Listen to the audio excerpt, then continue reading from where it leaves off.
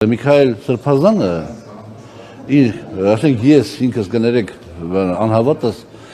խորը հարգանք եմ ունեցել այդ մարդու նկատմամբ չճանաչելով իրեն ես մի անգամ իրեն տեսել եմ հանդիպել եմ 24 նյուզից դուրս գալուց երբ որ ինքը ներս էր մտնում հարցազրույցի ես հարցազրույցից դուրս էի գալիս ես իրեն չեմ ճանաչել բայց իր շատ հարցազրույցների շատ բաների հետևել եմ եւ տեսնում եմ որ այդ մարդը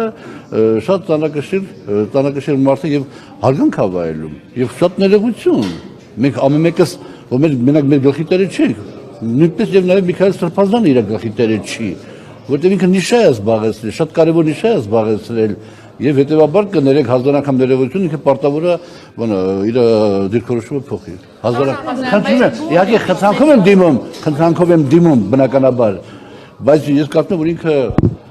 այն ազնվորությունը որ հաշվի առնելով իր հեղինակությունը հասարակության մեջ հաշվի առնելով նորից եմ ասում պետության տարածած մարտահրավերները ինքը պարտավոր է